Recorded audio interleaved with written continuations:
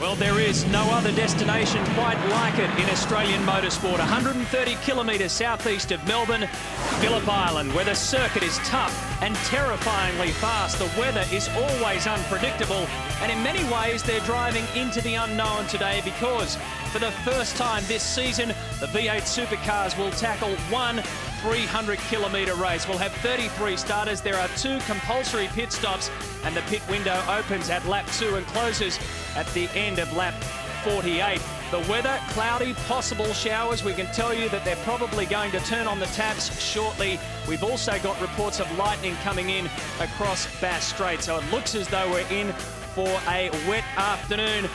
Let's bring you up to speed with what's happened earlier today. And pole position, the Monroe Pole Position Award has gone to Mark Skaife. Not only collects his 29th career pole, but also the $5,000 check from Monroe for getting that top spot. Remember, Marcus Ambrose had pole position here last year. Now it belongs to Mark Skaife for getting that top spot. Remember, Marcus Ambrose had pole position here last year.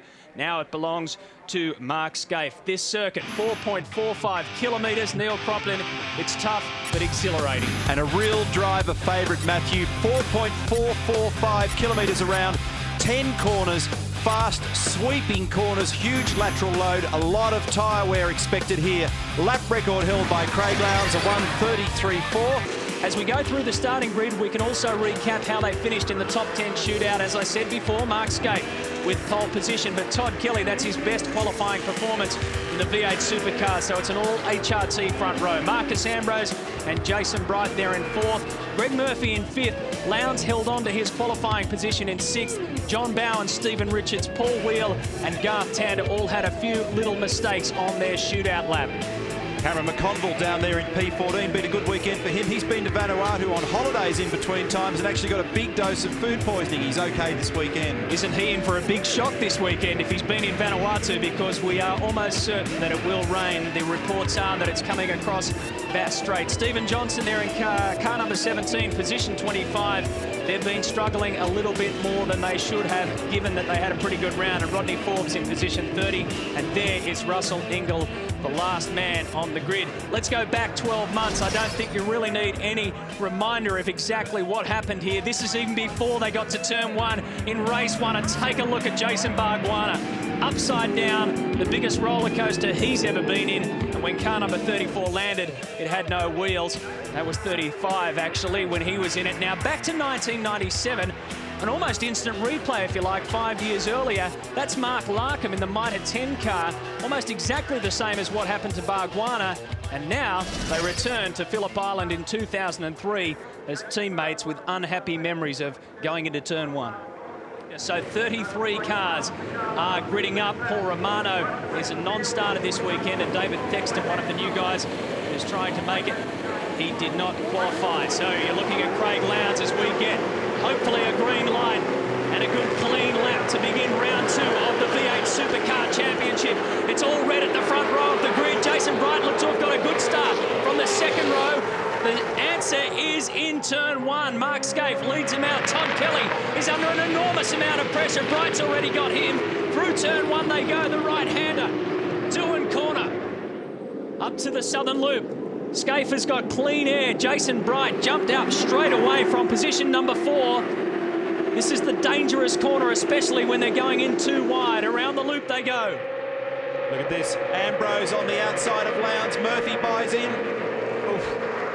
Lowndes gets crossed up on cold tyres through 3. A great save. Skaife, Bright, Kelly, Ambrose, Lowndes. A tight bunch. A lot of paint swapping.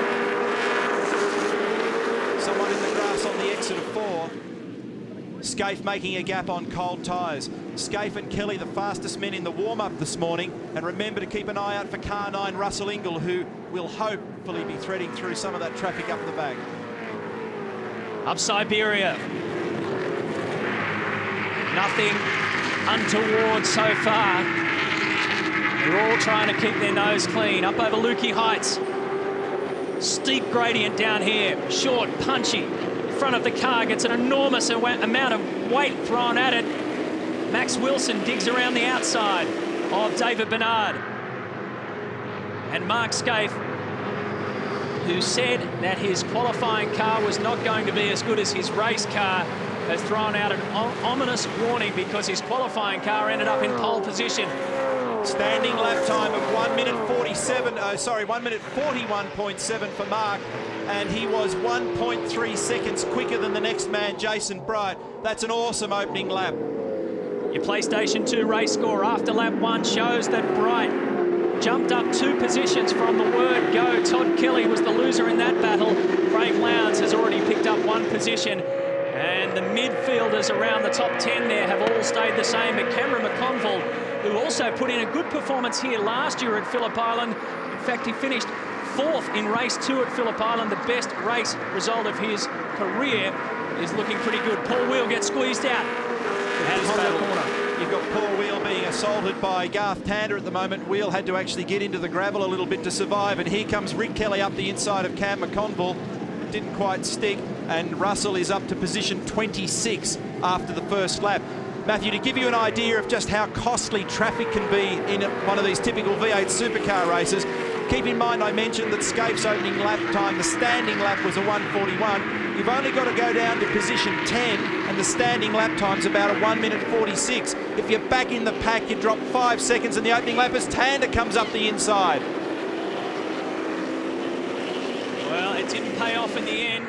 Track position is all important. That's why qualifying means so much to these guys. And GT here having a look at Stephen Richards. He's trying to hunt down on the inside, but that actually makes it quite difficult to get onto the straight with any pace. This is a terrific battle for the minor placings at the moment. We're disputing 7th, 8th, 9th, 10th and so on.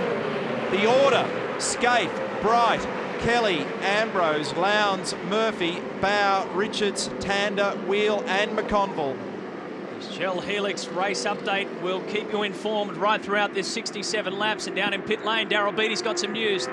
Yeah, it's interesting, Neil. I was talking to a few of the guys just now, and also Larry Perkins, and what they've done for this race today, even though it may rain, is interesting fact is they want the tyres to go the distance, and that's what they're worried about. They've roaded all their sets of tyres 2 or 3 times, bring their temperature up and down, so if they have that faulty tyre that may not make the distance, he reckons that's going to help. Yes, what they're trying to do is cure the tyre, if you like, and make it a little more impervious to that shock of heat that it gets in the opening run. And very often you'll find that your tyres just don't stand up if you haven't cured them on this racetrack. Such are the loads and the heat generated around here.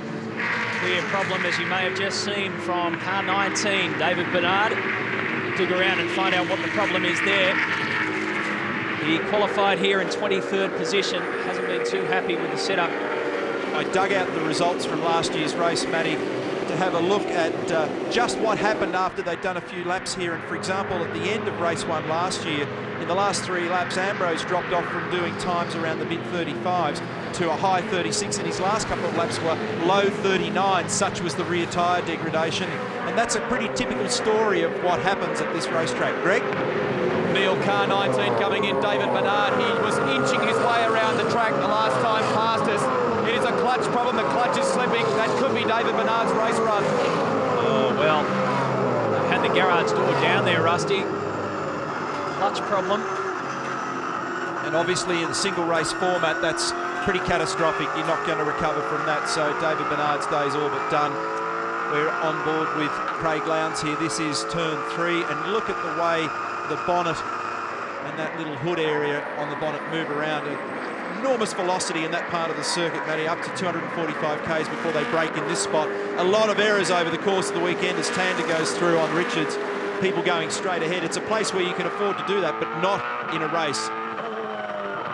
Cameron McConville is just behind the car that you're looking at right now. So it goes Stephen Richards we're on board with. Then it's Paul Wheel in car 16, and behind him is Cameron McConville. So Cameron has made up 3 positions since his start, qualified in 14th. Behind him is young Rick Kelly. Leading that pack is John Bow. So that's 7, 8, 9, 10, 11 and 12 positions.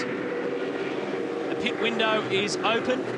Opened at the end of lap 2. Remember, closes at the end of lap 48. As Neil said, 2 compulsory pit stops here, tyres and fuel. But depending on what happens with tyre degradation, we may see some of the teams, and even Mark Scaife has mentioned that it could be possible, come in for another stop for tyres. Here's Russell Ingall who's moved to position 25 the last time they went through on the computer scorer. We'll see what he's done this time. He's tucked in behind Paul Morris from the Gold Coast, the Sirme Wines entry, and makes a run down the inside. Stephen Ellery is the next car number 20 there, Jason Bargwana. And, said to me yesterday, this thing has got a bit of understeer around this circuit. And Paul Wheels in. Paul Wheels in the piss as he went down the front straightaway the last time. The left rear wheel was rubbing on the guard and smoking, and it was wearing away the tyre. So he's come in early now and done a complete tyre change. They've had a few problems, Team Brock. An ownership dispute regarding the former TWR group has meant that both Paul Wheel and Jason Bright have not been able to test at all this season, and Wheel is coming off a podium placing in Adelaide, so they've overcome those problems on the track. This battle group right here is the better electrical car number 66, then Brad Jones, and must be Max Wilson caught up in that group as well, yes. So Dean Cando's grabbed a position over Brad Jones in that preceding lap. Len Seaton's behind him. Russell Ingall is now up into 18th position. So that's 15 positions that he's gained in 9 laps. Mark Scaife has done a 35.08 and extended his lead out even further. It's interesting to look at these times because, again, relative to last year, they're probably running just a little bit slow. Here comes Ingall down the inside of Seaton, and Glenn leaves room at turn 1. Little wisps of smoke there as somebody's got a tyre rubbing on a guard. But they are just running fractionally slower than this time last year. Well, we understand down in pit lane we've managed to throw some headphones on David Bernard, whose race appears to be over. David, what can you tell us, mate? It's Matty White here. Well, it's all bad news for us. We've done a clutch plate right off the line. It's something that's never happened to me, and it's something that happens rarely, but it can happen, obviously. And for us, it happened right off the line. Tried to cool it down, thinking I might be able to save it, but nothing could be done. So here it is behind me getting worked on. All right, mate. Well, bad luck. Thanks for filling us in there. David Bernard, we've also got some reports out on the track. There might be some rain falling. A few little sprinkles coming across, and you'll probably spot it first, what, at the southern loop, Neil? Sort of about as close as you can get to the South Pole on the mainland, or close enough to the mainland. It's pretty bleak down there when it gets average, and some of these guys will be well aware of this and trying to drive accordingly to the conditions. And we hope that we don't get a deluge, because it really makes this track hard work. You get rivers, particularly down the straight. On Friday when they ran here in the wet, it was astonishing to watch people come down the straight. You cannot use anything like full throttle coming down the straight. You just tippy-toe down there in 4th or 5th gear, and much more than a low percentage throttle angle, and the cars just wind sideways. This is Cameron McConville, who's 11th at the moment. He's in that battle with John Bowe 10th. It's been going on for a couple of laps now. These fellas have already drifted into the low 37s. This is what we expected, real tyre degradation. On average, looking at last year's race, the analysis of tyre degradation was around about a loss of 0.1, near enough to 0.1 of a second per lap for the lead cars. You don't have to go back very far for that to be an even worse story. Look at the margin Scaife's got here, 3.3 seconds at last measurement. And Jason Bright, his teammate from last year in the earlier model car, still working exceptionally well. Then Kelly, Ambrose, Lowndes, Murphy, Tander, Richards, Rick Kelly and John Bowe just hanging on to 10th at the moment. Yeah, that's a VX Commodore that Jason Bright is running, the same one that he finished 2002 in, and he took it across to Team Brock. So realistically, it is the newest VX Commodore out there. The two Holden Racing Team VY Commodores are hybrids, if you like. They haven't gone the full distance yet. The fastest lap times over the last 5 laps, as you can see it there, from 9 down to lap 6, and Scaife holds 4 of the top 5. Jason Bright punched out a 35.2 on lap 7.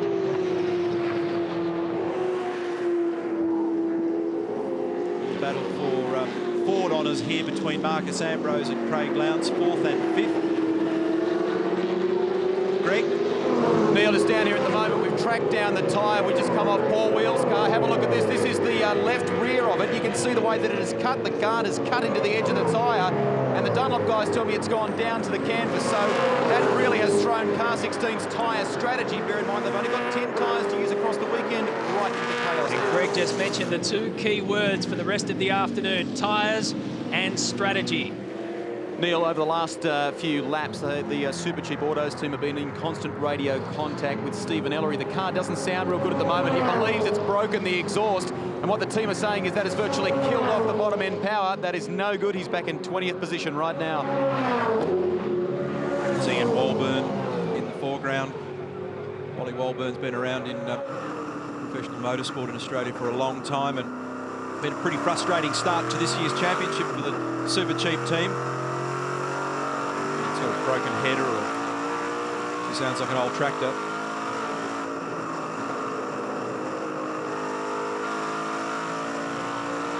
There's also a heat or a fire risk sometimes. Okay, Steve, we'll just keep it going while you're going. It's probably going to look after your rear tyres. That's the good news. Always looking for the positive there, Walt. That's a sort of enforced traction control, isn't it? The last 4 laps, they've all been 137s. Lap 15, 137.85. Another thing that Stephen Ellery copped throughout his qualifying session is one thing that we're seeing right now, that wiper of his just refuses to stay down. Gives him grief as he comes along the end of turn 1 with enormous speed. Pops up. Here's Rick Kelly and Stephen Richards, who have swapped positions, sorry Neil, from the last lap. So Kelly's got Richards somewhere along that line and jumped up into 8th position. Richo drops back to 9th.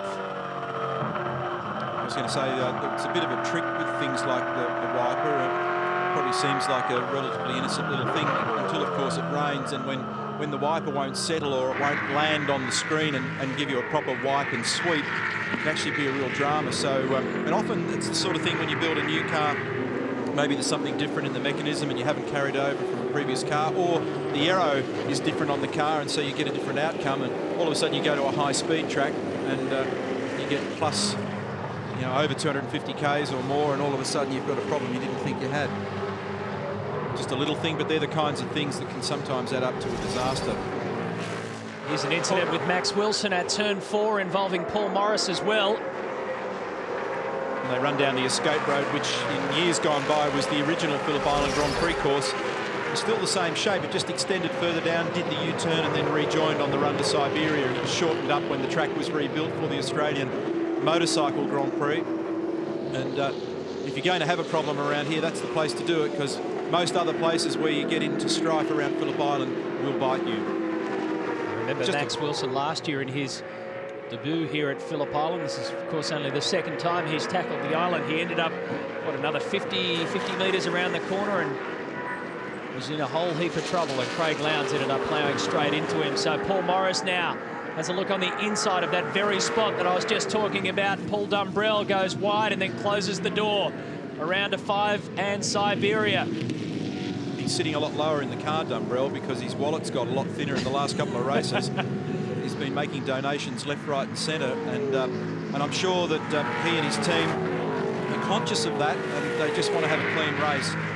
It's sometimes quite difficult to know what the balance is. You know, you don't want to be too aggressive. Remember in Melbourne, in fact, it was the aggravation between these two cars because Paul had gone off and he came back on as Paul Morris was going by. Dumbrell had gone off, and when he rejoined they made contact and there was huge damage, and at the end of the day what Dumbrell now needs in these next couple of races is just a good clean run, good solid points, learn what he needs to do to get one of these cars through to the end, what he needs to do in terms of setup and his own output, how hard you need to drive and what knocks the tyres around and what doesn't. There's the Shell Helix race update, has Cameron McConville in 11th position. And the group that we're watching now just comes across the start-finish line as Stephen Ellery joins that debate as well. Paul Dumbrell made it clear that he's still feeling his feet here.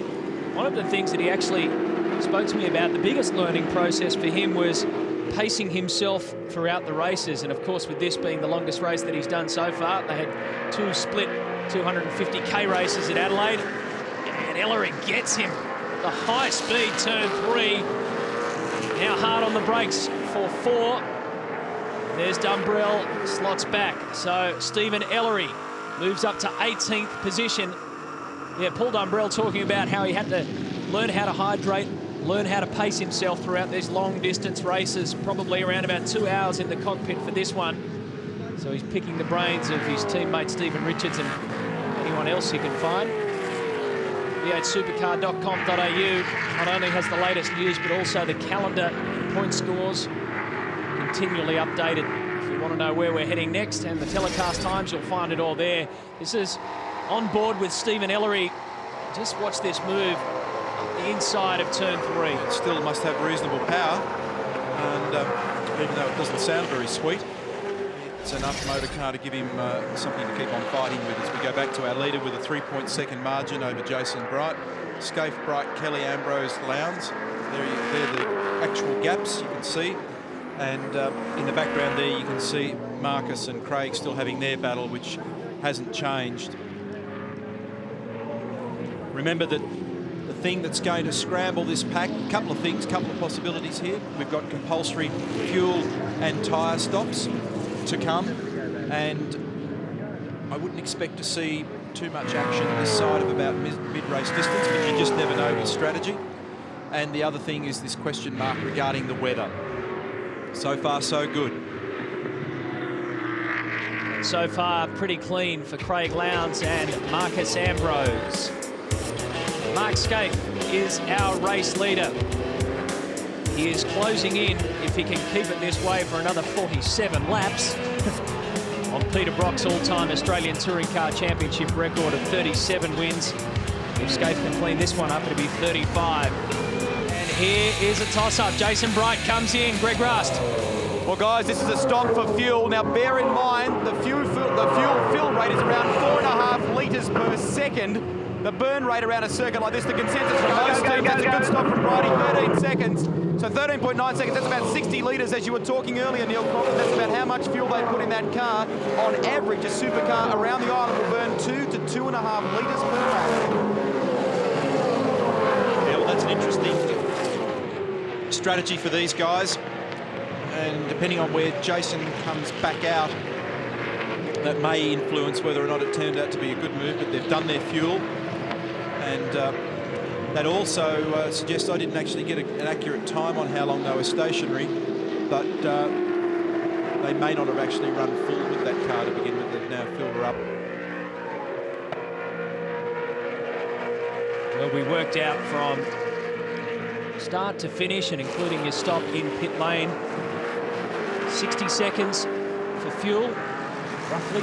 Yeah, it's 9 odd seconds quicker this year because the pit lane entry has been improved dramatically. Remember last year, Matthew, when we first peeled off the circuit, as this little battle now unfolds between the two cars on screen, Mark Larkham and Jason Bright. Remember that Brighty's just come out of the pits. He's on cold tyres and he came out right behind Larkham.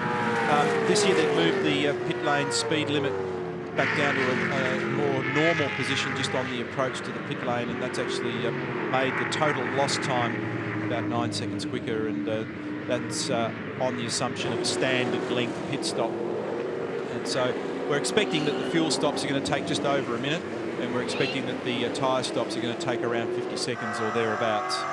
Effectively, you can peel in pit lane with a bit more speed before you have to hit that limiter, which knocks you back to 40, because last year it was like trundling forever before you got to the entry of pit lane. I reckon with, you know, just based on, this is all very theoretical, of course, that 45 laps to go for Jason Bright from that point when they refueled, and assuming the normal burn rate around here, which is around about 2.6 litres per lap, he's had to take on virtually the whole 120 litres, so he didn't start full.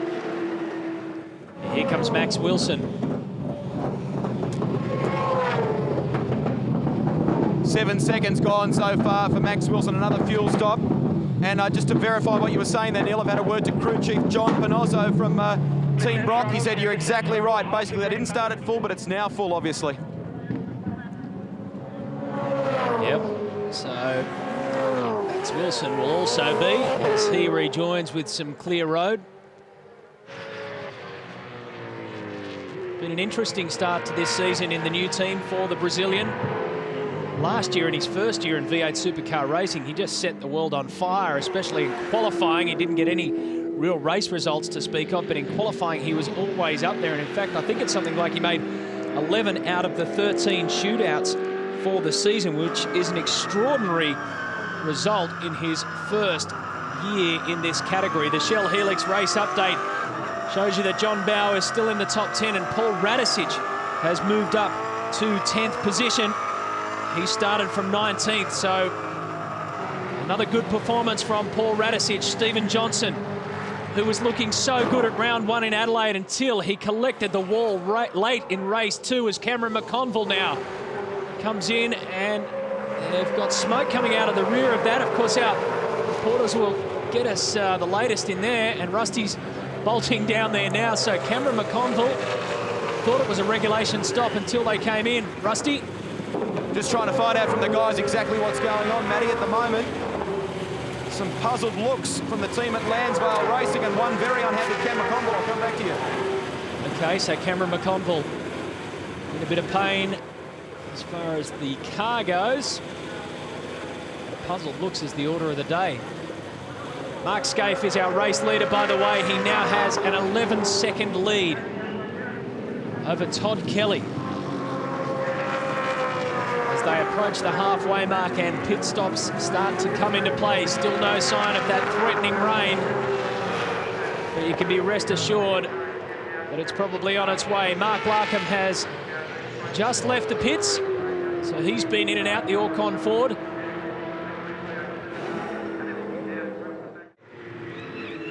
And Marcus Ambrose has already completed one of his 2 stops. And Mark Noske there in car number 23. Here comes Rick Kelly, car 15, so the Kmart team goes back-to-back effectively. They're also doing fuel, and if everybody's idea here is to get rid of fuel, minimise the amount of distance on one set of tyres. Just to update you, this is the second of the Kmart team stops, about 14 seconds there. Rick Kelly stalling on the way out. Asked them about car 51. Greg Murphy, the team boss Rob Crawford, tells me they started that car with full tanks, Neil. So Greg Murphy has started this race with full fuel. That's right, because if he was stationary for, I remember one of you mentioning that he was stationary for only 13 seconds, then that's what we were expecting most people to do early on. 13 seconds of a fuel flow rate of around about 4 litres a second gives you just over 50-odd litres of fuel. So they're obviously nothing like empty by the time they come in. As Mark Scaife comes in on lap. You must merge over to the fast lane, and it's the second line for the go. They extended that broken white line after early practice so that Scaife in particular wasn't able to just depart and drive out what would be the slow lane. He's actually got to swing hard right. That's what the radio message was then, and get back into the pit fast lane. There it is on the right-hand side of that shot. 13 seconds, 14, 15, Go. pretty much bang on 16, I'd say, for that stop. So it's probably in the order of about 65 to 70 litres of fuel have gone on there. And here comes Russell Ingall, who was in 11th place when he pulled in, started in 33rd. Lights are on for the enforcer.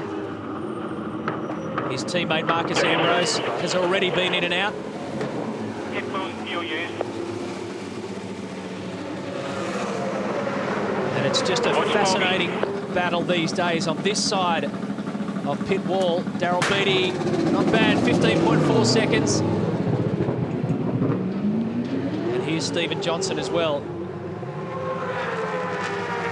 It's just become such an integral part of a V8 supercar race. Crews must get it right. Junior Johnson departs. And Greg Greg Ritter comes in. So out on the road, Todd Kelly is our race leader. He's yet to pit. The strategies are coming into play. Back into pit lane, some action out at Brad Jones Racing as John Bauer comes in for his fuel stop. Also, Stephen Richards is in there as well. Haven't seen any major dramas come out of these stops. It's all looked a little bit pedestrian. There's a lot more activity when they start changing tyres. Although, we've got word in, here we go, drive-through penalty for Mark Scaife. He has been pinged for speeding in pit lane, we understand. Remember, the speed limit is 40 kilometres per hour, and this year, there's no tolerance. You go one click over, and you're back in doing a drive-through penalty. Greg Murphy certainly knows all about that. He copped 3 drive-through penalties in the first round at Adelaide. Well, that's certainly going to change the complexion of the race, isn't it? And be fascinating to know just exactly where. Was it at the exit? Was it at the entry? And by how much? It'd be hard to do it at the exit for those guys because they're basically right up the very end. They just shoot on out, so you never know. But it's been said, 41 kilometres is enough to get the stewards offside. Here's Jamie Whincup. His second full-time drive for GRM and the Repco Valvoline Cummins Commodores. So here is what could be the clincher. Well, this is absolutely not what Mark Scaife needed, but everybody else that was dropping off in the background will rejoice in this because he was just driving away from them. And out he goes. You haven't lost that too bad there, mate. He was putting down some extraordinary laps. Very, very consistent. Lots and lots of 35s from car number 1. And he was continually pulling away from his teammate before the pit stops started to come into play. Last count, I think I had him 13 seconds up on Todd Kelly. Here's Craig Baird for Team Kiwi. And the last 2 will be bookend laps, or if you like, of those last 4 laps of Mark Scaife. 2 minutes 22, 2:03.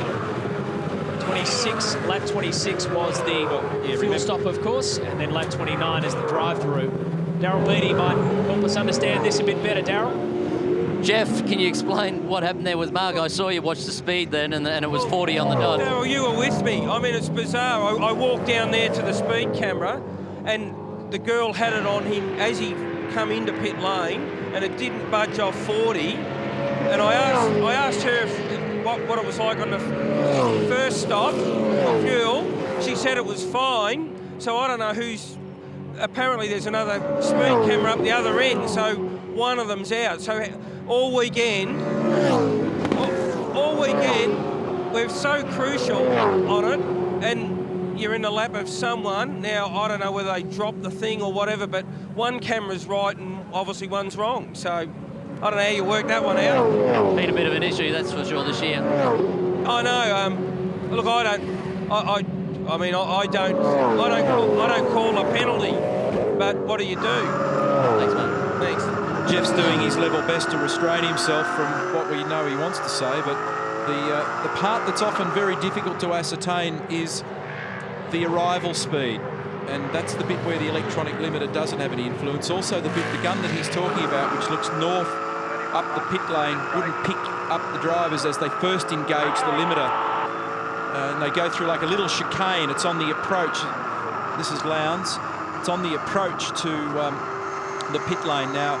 Possibly, I have no idea, but possibly Mark has gone through there without getting it arrested down to the full 40 Ks before the limiter is engaged on the way in. But we don't know. We only know that it's a pit lane speed infringement. You don't get any additional information as to where it is and why it is. Twice this man has had pole position at Phillip Island. He's had 1 round victory here back in 1998.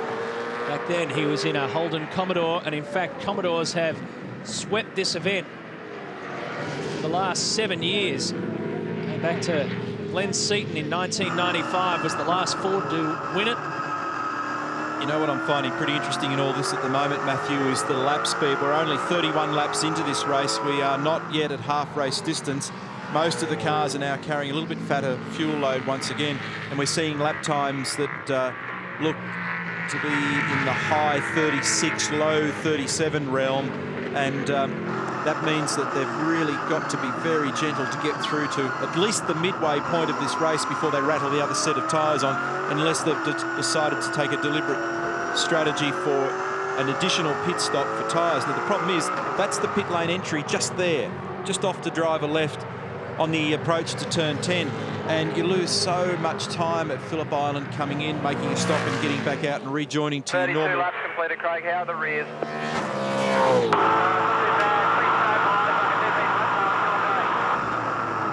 you go.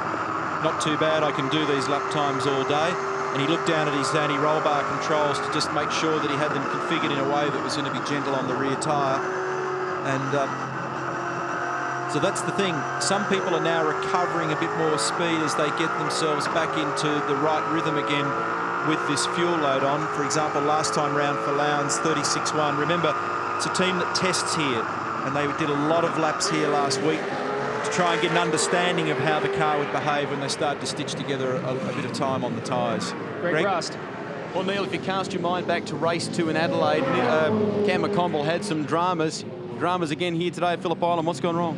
Appears Rusty has dropped the cylinder in the engine, so it just started running rough and losing power on my last lap before I came in. I wasn't due to come in for about another 8 laps, and just misfiring. I think it might have cracked the piston or something like that, something terminal. That's a surprise because you tested at Eastern Creek in the lead up to this round. This is a fresh engine, is it not? Yeah, it's a fresh engine, and I don't know why I do all this physical training, Rusty. I can't seem to get past half race distance lately. So, look, the car's just going so strong. It's a credit to the guys to get so much speed out of it. But I don't know what we have to do to finish a bloody race, to be honest. It's getting pretty frustrating. Hard luck, Cam. Thanks, mate. Well, we just saw Greg Murphy wandering out of the green, been off in the paddock for some reason. We'll try and ascertain just exactly what happened there as Greg was talking with Cameron. They ran last Monday at Eastern Creek and tested the Lansvale car. They focused a lot on Phillip Island setup and just what was going on tyre-wise. Now, here we go. This is off the bottom of Lukey Heights, and Mark Scaife makes a run down the inside of Greg Murphy, and that explains why Greg was farming out in the green. Whoa.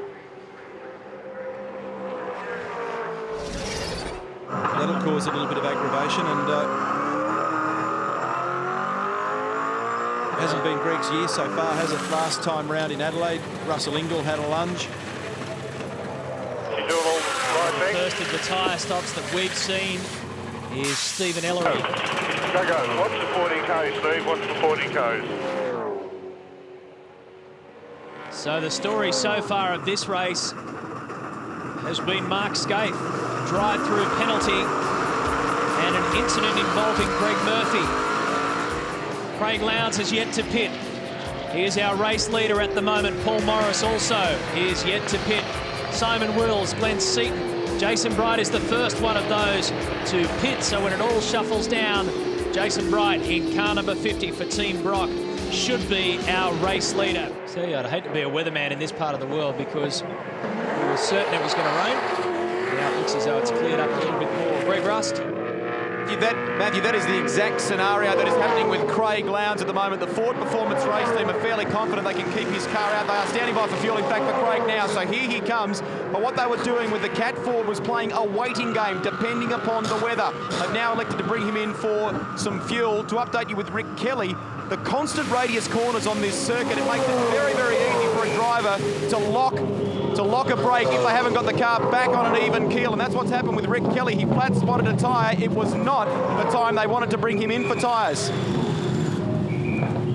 So Craig Lowndes waited 35 laps for his stop. Thereabouts of Max Wilson. Ooh, almost a bit of contact. His ex-team. Lowndes is caught behind Wilson in the exit of pit lane. They shoot out and rejoin the race. So according to us, Lowndes has only done fuel at this stage. Yep. And he's 36 laps in, so he's just burned up somewhere in the order of about 95 to 100 litres. So he started with a pretty heavy car.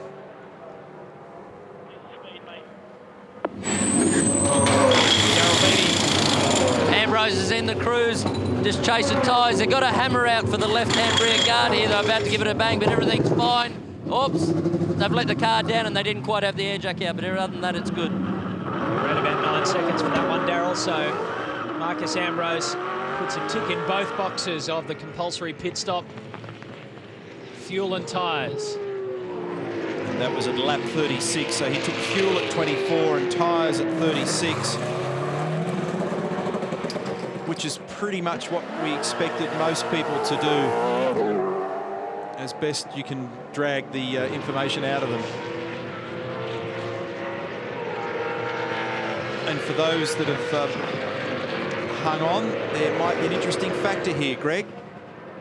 Neil, just a few very, very minor spits of rain at the moment. A few people looking skyward just to see what's going to happen. Here's some dark clouds above it, but it does look high enough not to pose a threat. Just have to wait and see. Back on Friday when they came out in practice, looks okay over there. It actually comes more from the other way at this place, but back on Friday, not all of the teams decided to take a 90-minute practice session. We're swinging from south through east right up to the northern side of the track there. So if it comes, it usually comes from the south or the southwest down here. And when it arrives, you generally know it. It arrives in a hurry and hard. These guys are coming in right now. That's Paul Wheel. They didn't bother practicing on the Friday simply because the conditions were just awful. Well, Greg Murphy, on the other hand, was out there throwing down laps like it was just good fun in the puddles, and he was at one stage playing a pretty dicey game by shooting down Garden Australia. One, pull out, pull out, pull out, pull out, go, go, go. Doing a timed fuel stop for Wheel. It'll be interesting to see how Greg Murphy attacks the rain this time around, now that there's points up for grabs, but he was really throwing down some pretty crazy laps out there on Friday practice day. Saturday was a different story for qualifying. It was clear conditions and sunshine and a little bit warmer than it is today. Race day is a bit of a mixed bag. So Paul Wheel in car 16, who managed to get on the podium in round 1 at Adelaide, but didn't have a presence on the podium. He got a 3rd placing in the end of the wash-up of the Russell Ingall-Greg Murphy incident. It ended up in the stewards. Ingall got punted further down the list and it put Paul Wheel up into 3rd. He had to go and retrieve the trophy and the bottle of champagne, believe it or not, from the stewards, but he was determined to get it. But right now, Rick Kelly is determined to get past Wheel. Kelly coming up to turn 5. Wheel's got the angle there, up to Siberia. 20-year-old who's in his first season at Kmart Racing, stepped out of the Holden Young Lions team.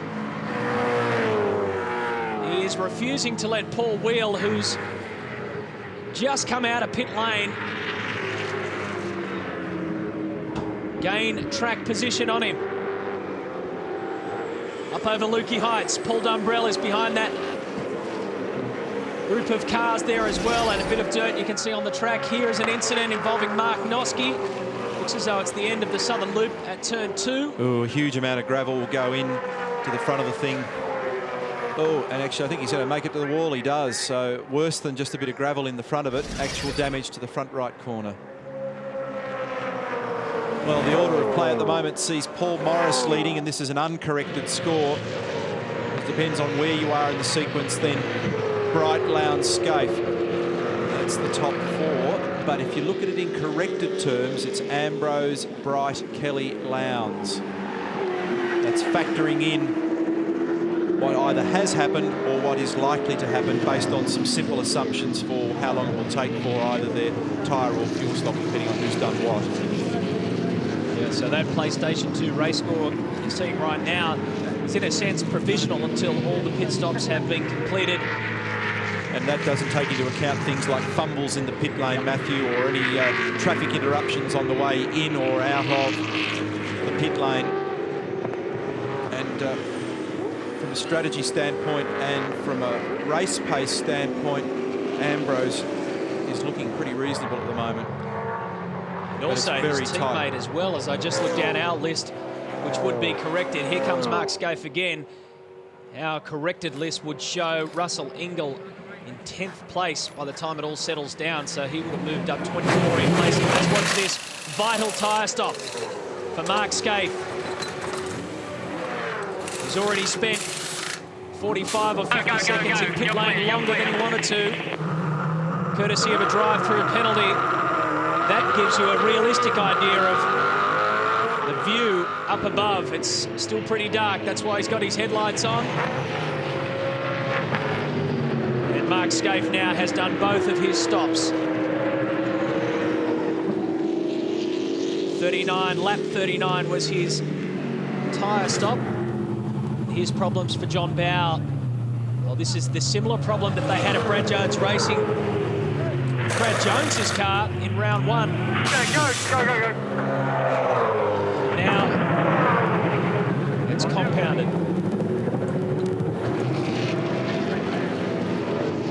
So here's Jones with Marcus Ambrose in front of him and Jason Bargwanna behind. It's an awesome part of the circuit around here. You go down and stand by the fence and watch these cars make their way up over Lukey Heights. It's quite extraordinary. Jason Bargwanna makes a move on Jones down at the bottom of Lukey Heights. I understand in pit lane at the moment we've got an old buddy, Larry Perkins. Can you hear us? Neil Crompton here. Yeah, Neil, loud and clear. How are you? Not too bad. Just watching this agonising time. What's the weather going to do now? Well, you're sort of a local, Larry. What do you reckon? What's going to happen? Well, I think it's going to, what do they call, really come down in rain very soon. We've got the general idea. What about your two cars? How are they behaving? Well, Stephen Richards has done both his compulsory stops and he's running along fine. Unfortunately, he doesn't have the car pace that he needs to keep up with Scaife, but he's still soldiering on quite well. And what did the rear tyres look like that came off the car, in particular the right rear, Larry? You know, the tyres aren't a problem. They're not going to wear out or anything like that. They just deteriorate a bit and you lose a little bit of lap time, but yeah, you can't pull the same times on tyres that have done some laps, but they're not worn out at all. All right, thank you for that. We'll let you get back and concentrate. Talk to you later, LP. Righto. Want to adjust your roll bars, Brad, for the new tyres? over the radio. Brad Jones gets instructions to adjust the roll bars as he rejoins the race. Craig Baird takes over that position into turn one. Here's Jason Bright. We understand that by the time it all settles down in terms of pit stops, it'll be Bright and Ambrose pretty much neck and neck at the front of the field. Rain reports at Siberia, which is 11.16. I'll come back to you with Ambrose's time. We're getting a lot of chat at the moment, Matthew, for the fact that the weather is definitely coming. Network 10, the cherry picker has been pulled out of the sky due to the threat of lightning, and Chopper Pilot's telling us that anywhere between 10 and 15 minutes away, there's an enormous amount of rain falling, and that will be a very interesting occurrence. If you look at the race at the moment in terms of the corrected positions, Ambrose will lead from Kelly, Bright and Scaife. These positions that we're showing you are the actual positions, the way the lap scoring is currently seeing them. We're looking at this battle between the better electrical car and John Bowe. So it'll be Ambrose, Kelly, Bright and Scaife in our corrected mathematics here at the moment. Scaife, and there is no substitute for a quick car, is storming back through the field in real terms. And depending on what happens weather-wise, he may or may not get back in touch with this group.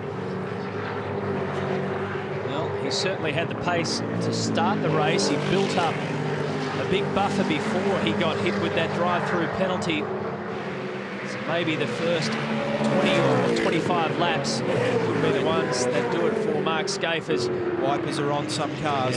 Dean Canto shoots around the front of John Bowe. A few spots on our lenses there at Doohan Corner. Surprisingly, only one car has gone off right here, and that was at the exit. We saw Mark Noske go off right there, and he ended up in those tyre walls. You see, in practice and qualifying, there was quite a few. And if you pick out two danger spots on this circuit in race conditions, you'd probably identify that, the Southern Loop, and maybe this one here, turn 4 at Honda. Here's Stephen Johnson, an inside move on Bowe. His car was all wound up with a heap of attitude coming off turn 3 then, and plunged down the inside. And they're lining up John Bowe and taking a shot, and two have gone past him since we've kept an eye on it. The wets are out in pit lane. That's car 21's team, the Aussie Male team. And there is the Valvoline Cummins team. The Repco team of Gary Rogers waiting for Garth Tander to come in. You would think Jamie Whincup, of course, is also racing for Gary Rogers Motorsport. So an interesting situation as we all look at the heavens. This was the big unknown. There was a couple before we started this race. How would they go the distance around this tough track on tyres for 300 kilometres when we know that last year 150 really put the pressure on the right rears? That has now got a big question mark on it because we're going to go to wets. And I might mention there that that's no reflection on Dunlop tyres, because any tyre that does that sort of work around here is going to be heavily stressed. And so when we talk about the stress on these tyres, it's got very much to do with the incredible speed, weight and load on these cars and tyres. Russell Ingall has slotted in behind Stephen Richards. On the timesheets, they're going for 12th and 13th position. You can see out the cockpit of the Enforcer's car, you've got the conditions right in front of you. Down turn 8. Big steep gradient. The dirt on the track that you just saw there on the left was as a result of the Scaife-Murphy collision. And whilst you've got heat in your slick tyres on a track that's beginning to get greasy, you can kind of get away with it, Matthew, but if you get to a stage where the heat goes out of them, you're shot. Pit lane speed. The wets are on Garth Tander. Now they're gambling in the hope that it goes wet to heavy wet, because the track at this stage is probably still not wet enough to actually cope with a wet weather tyre. But the tip is that it's going to get pretty wet. Now, Glenn Seaton's somebody that has done a lot of mileage around here and had great success at this racetrack. The fact that Glenn's going for wet suggests to me that that's a pretty smart call for anybody else who is, because he reads the conditions well down here. Absolutely. Over the years, he was the round winner in 93, 4 and 5. And Lowndes has also peeled off. And he's having a bit of trouble just slowing it down there, lock the rear brakes, just to get it down. There you go. You have to pit this lap though, Craig. Well, this will tip it all up on its ear, folks. Every calculation that you care to make just gets rolled up and thrown in the bin.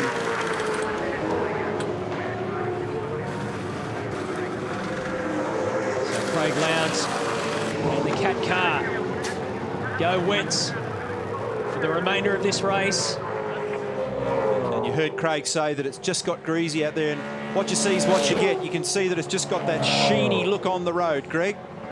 Paul Forgy has just been on the radio for Marcus Ambrose, guys. He's been telling him it's your call, Marcus, it's your call as far as the weather is concerned. When Seaton came in as well, interesting to note that he made some bar adjustments to soften the car up for those wet tyres, Neil. This could put Jason Bright in a pretty strong position, because he can make his CPS tyre stop, his wet tyre stop, as I understand it, and he therefore, in net manoeuvring, is better off than those that have got to make a wet tyre stop outside their CPS tyre stop, compulsory pit stop. So if Jason's able to pull that off now, and he's just peeled in, I think. Yeah, one of the Team Rock cars has come in, and that's Paul Wheel. So Jason Bright is still out there. Gamble time. Heard Rusty saying that the Stone Brothers team had asked the driver what he thought about it. And remember, Greg, at the top of the show made mention of the fact that the wets have got a bigger outside diameter.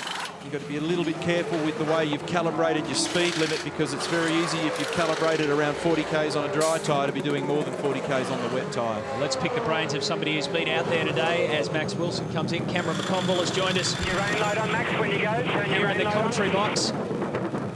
Rain lights must be switched on when wets are fitted to the car. At this stage, Cameron, you've been around here long enough, seen this track and these conditions long enough. If your team says to you it's your call, what call are you making right now? Probably wets, I'd say. But Neil made an interesting point that you know, Bridie's been able to do it in his CPS or compulsory pit stop. But if this rain clears off, obviously they're going to have to come back in again. So it's all happening at the moment.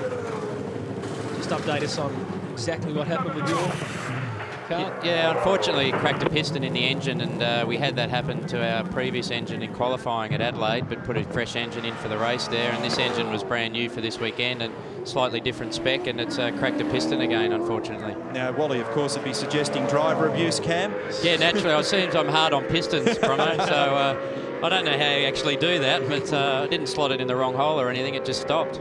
You know what it is. Here comes Mark Scaife. It's that holiday you had in Vanuatu. So Scaife comes in and puts some wets on as well.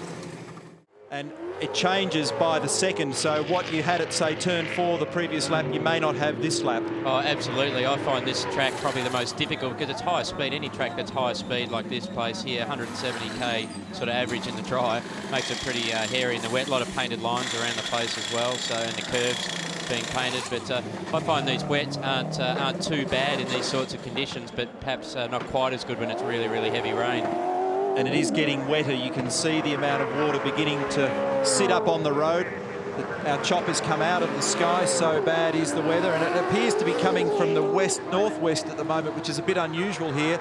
And anytime you can see a plume behind the cars, you know that it's well and truly time for a wet tyre. And here is a battle between Bright and Ambrose, side by side with Bright in the grass. And what is going on here? Well, that's incredible. That was right at the entry to pit lane, and now Ambrose has gone 360. Something disastrous has happened there between Jason Bright and Marcus Ambrose. They were our race leaders just as we picked them up, and somehow Jason Bright has got on the inside of him at the entry to pit lane. Well, I reckon Marcus was trying to pit or something, perhaps, and Bright was committed or just couldn't get across. It's very bizarre, but he certainly was persistent. No doubt about it. They both went on with it for a while. Here's the replay. What does it tell us? Bright has a look down the inside. There's the pit lane entry off to the left, but look, I don't know. If he's trying to block the line, it's certainly way too late to do that, and pretty obvious that he's turning across the front of Jason. But I just think that he maybe it was a last-minute call, come into the pits, perhaps. It could have been, yeah, and he may not have known that he was under there. Well, one of the Orcon cars had already peeled off and was heading into pit lane there. Have to figure out exactly what happened. So Jamie Whincup joins his teammate Garth Tander on wets. Look at the rain coming down now. It's a seriously wet track out there now.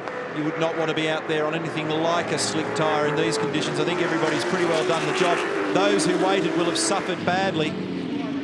Look at car number 45 slithering around here. Yeah. And Kelly running wide on the pit lane entry, couldn't get through that radius corner. Gets out into the green stuff, and it'll go on forever and ever, even at the slower speeds, trying to get these cars under control on a slick tyre.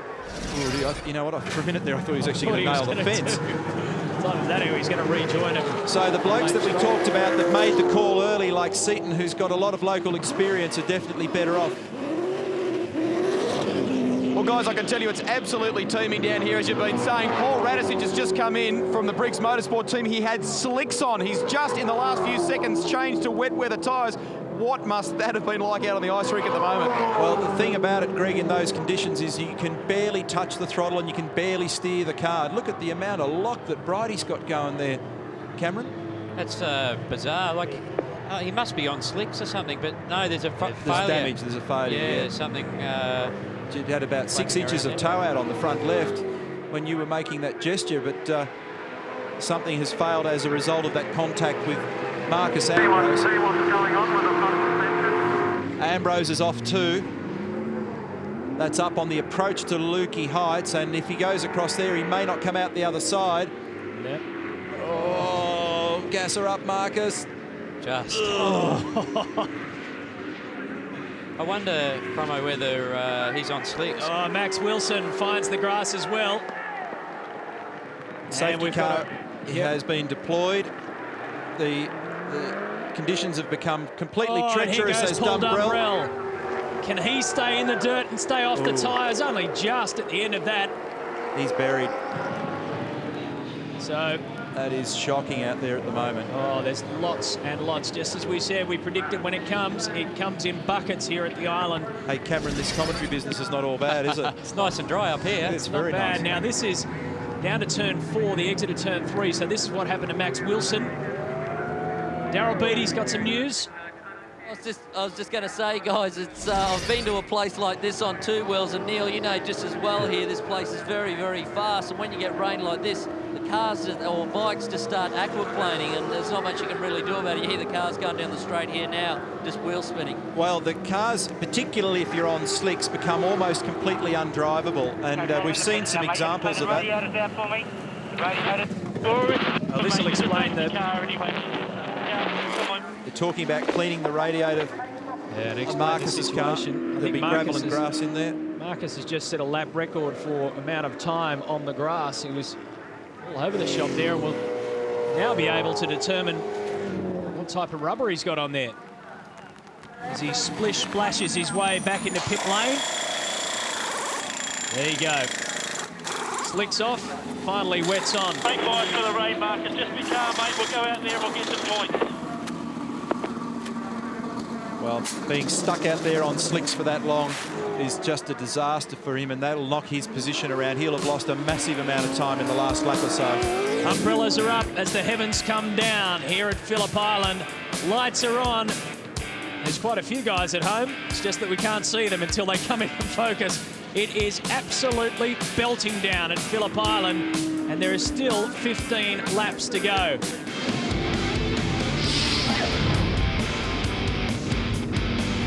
Well, it's effectively a parade lap in the puddles, but they're persisting here at the Isle. The Audi safety car is leading our leader at the moment, Craig Lowndes.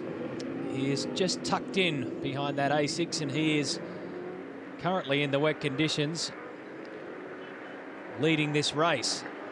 The rain has not stopped, and the talk back across the radios has been highly technical. They've been talking about ducks, penguins, and outboard motors. No worries, Rob, Joe. I was about to say we think that Bright and Lowndes were able to make their stop for wet tyres simultaneous with their tyre compulsory pit stop, which would have given them a great gain in position on the road. Darryl? Ross, I guess unlucky for Marcus. What did you make of all that? Oh, it was a bit unlucky. Marcus was coming in to the pits for his rain tyres, and I think we timed it pretty right, maybe a lap too late, but Bridie just got into him. Looks like it did anyway. And I've actually just asked the guys in the pit road here to see what they're doing about it. Your thoughts on the conditions now? Oh, it's just out of control out there now. There's no way they can start it until it dries off a lot, I reckon, because on Friday when we ran here, there was cars aquaplaning down the front straight here, and it was nowhere near as bad as this. Thanks, mate. Yeah, no worries. Thanks. And that's the incident that Ross Stone was just talking about there with Daryl Beattie. Happened just before the safety car came out. They did about another lap, if I remember, after this, trying to get both cars back. Well, Marcus Ambrose trying to get back on the black stuff and make his way back into pit lane, but heavy contact happening in a rather unusual place, the entry to pit lane, even though both of them were on the roadway. Well, it does confirm one of the things that we speculated about, though, that Marcus was coming in. Ross had called him in for his wet tyres, and he said that we maybe got it right or maybe we're a lap too late. And when he's referring to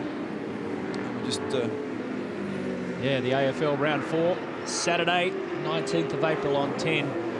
Gee, if it's anything like the games that we saw over the weekend, we're in for another beauty. It's a split round, of course, coming up. Bulldogs. And, of course, then on Monday afternoon, that is, rather, on the 21st of April at Telstra Dome, it's the Saints versus the Tigers. Just going back to that point that what Ross is talking about with raising the question about what Jason Bright was doing, there are various people representing Invesco up and down the pit lane, so he'll have sent a delegation down there to say, hey, we want somebody to have a look into that incident, and can you come back to us with your thoughts? And there may therefore be further investigations regarding it. Greg? Let's try and get, I guess, the other side of the argument, Peter. We've heard that Ross Stones perhaps had a word to the officials here in pit lane about the incident between Marcus and Jason. You were watching it. What do you think? Well, obviously, Marcus had chosen that time to come into the pits, and Jason was up the inside on wet weather tyres, Marcus being on slicks. Pretty hard to sort of control a car, I guess, when you're on slicks in those damp conditions, so you can see the car spinning around. I just felt like Jason said, well, I'm committed. I'm going down through the inside here. Whoops, what are you doing? You're coming into the pits. And I didn't think that that Marcus had the blinker on. There you go, the view from Peter Block. Yep. Steering's bent too, boys, by the way. In the front. All right, thank you, Rusty. So, these conditions are quite clearly obvious. Bad. Craig Lowndes is leading this race on the PlayStation 2 race score. Can Craig Lowndes get his inaugural round win? Well, you can see what's happened right now. They've pulled out the red flag, and that means a piece of history here at Phillip Island. For the first time, Craig Lowndes has won a round of the Australian Touring Car Championship as a Ford driver. Unbelievable scenes here at Phillip Island. And I think they're just letting Craig Lowndes know. So almost premature celebrations, if you like. Well, these guys are celebrating in the Ford Performance Racing garage, including Craig's wife, Nat.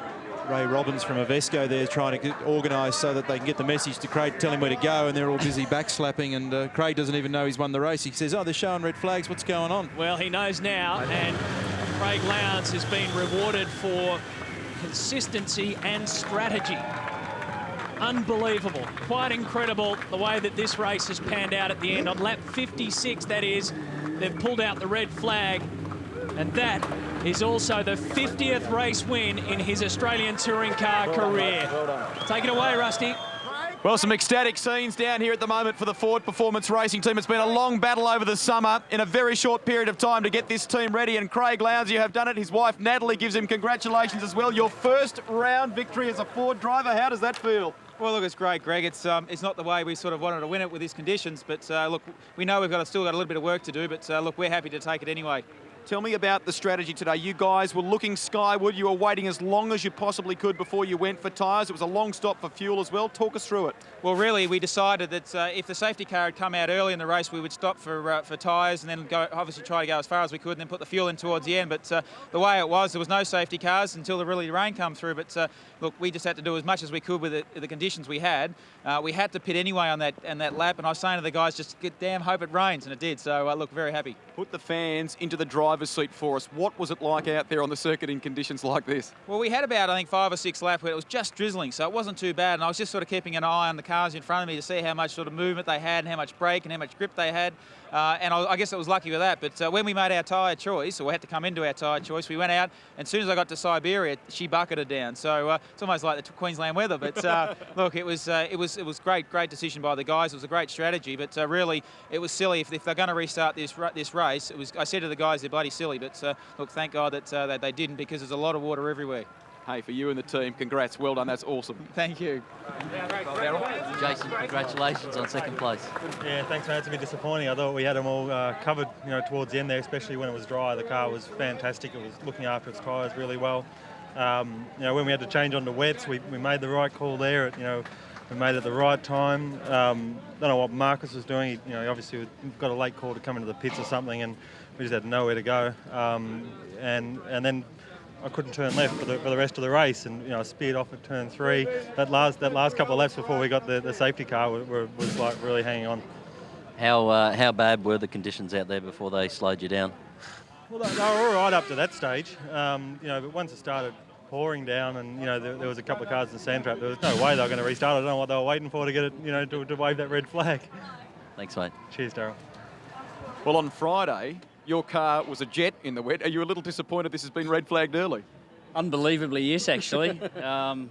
As soon as it started to rain, I thought, oh, yeah, well, this is a good opportunity. We'll see if we can redo the form we showed on Friday. But, I mean, it was the right decision to red flag. It was unbelievably dangerous. Someone was going to have a big accident without a doubt, but I was keen to have a crack at it. Most of the teams today started with full fuel tanks. You guys obviously did the same thing. Just tell us about the Kmart racing strategy today. Well, it was just to try and make the tyres last. The fuel was going to be, we had a window when we could come in and refuel to full tanks and get to the finish, and pretty much we did that. But the car really just wasn't performing to where we needed it to be. Obviously the 5 cars, I think 5 cars ahead of us were quite a bit quicker, and we just weren't able to hold their pace, and so we were just able to trying to just hang on to my tyres and make them last the distance, and it just sort of was a little bit disappointing we couldn't keep up. But you know, we stayed out a lot longer, and we saw the rain coming, and we changed our strategy. Eric called it really, really well and just said, listen, I think we've got to wait, and I think it was coming really close to the end of the window. And he said, okay, and we're going to go wets, and it was really starting to rain. And then as soon as I got out there, it started to bucket down. So I was looking forward to having a bit of a battle and getting to the front. I had no idea where I was, but it was cut short. Given the tough round at Adelaide, you've got some good points in the bag here, and let's hope that gets your championship back on track. Well done. Thanks, mate. Cheers. Greg Murphy there, who gets on the podium here in round 2. So the red flag was pulled out on lap 56. The race declared 2 laps back at 54 under the rules and regulations, and that means that Craig Lowndes is your race and round winner. They had to complete 75% of the total. Now 75% was 51 laps, so they got past that. That means that this race can be declared official. Craig Lowndes, look at that, the only Ford in the top 8. So this is how they finished. Lowndes, Bright and Murphy, as you saw, make up the podium. Garth Tander gets 4th position. Todd Kelly. Mark Scaife ends up in 6th position. Stephen Richards, Paul Wheel. Down to the top 10, you'll find the other 2 Fords. Glenn Seaton in 9th position, and Russell Ingall, who started from 33rd and made his way up to 10th. Go down through the field and you'll see that these guys all had some sort of incidents or accidents along the way. They were the ones who got caught up in the trouble, and effectively this race has gone to the people who kept it clean and played the strategy exactly the right way. The point spread will be interesting, which we'll wrap up, of course, for you at the end of the show. Once we piece all the numbers together, Marcus Ambrose ended up a lap down. Quite an extraordinary way to finish this race for Marcus Ambrose. Stephen Johnson just couldn't get it together. Shell Helix Racing all season, all weekend, I should say. The season's only 2 rounds old. Jason Bargwanna there finishes in 26th position. Rodney Forbes collects 27th as well, and Cameron McConville and Dean Canto both register DNFs for round 2. Well, I've had the pen and calculator blazing, Matthew, in the last few minutes, just trying to sort out the points, and the way it shapes up at the moment, I see Jason Bright leading the series as Rick Kelly slides off here on the pit entry and goes completely off the circuit. He would have been on slick tyres on a wet track. I reckon that Jason's got a 6-point margin over Mark Scaife. Here's some more aggravation at turn 3. This was Max Wilson getting completely out of shape here. Once these conditions prevail, if you happen to be unlucky enough to be out there on slicks, remember one of the other factors there is that every team only has 1 boom, so you can't bring 2 cars in together. And in some cases in a 2-car team, that extra lap can be an absolute disaster. You just get stranded. And there's Marcus slipping, sliding all over the place in car 4 in what ended up being a pretty disastrous day for him. And he was looking very good. He and Jason Bright were both looking very good after the Mark Scaife incident that brought him back in for the drive-through pit penalty. Paul Dumbrell has a big wobble at 3, throws him off the road, and he goes back out there into the, not a sand trap, it's a sort of potato patch really, isn't it? Well, it's a mud bath now, and Paul Dumbrell discovered the hard way how to get around Phillip Island in the most extreme conditions. So the wash-up is, and I mean that literally, that Craig Lowndes has carved out his own little piece of history here. Not only has he won this event at Phillip Island for the 2nd time, but he has done it in a BA Falcon for the 1st time for the kid's career.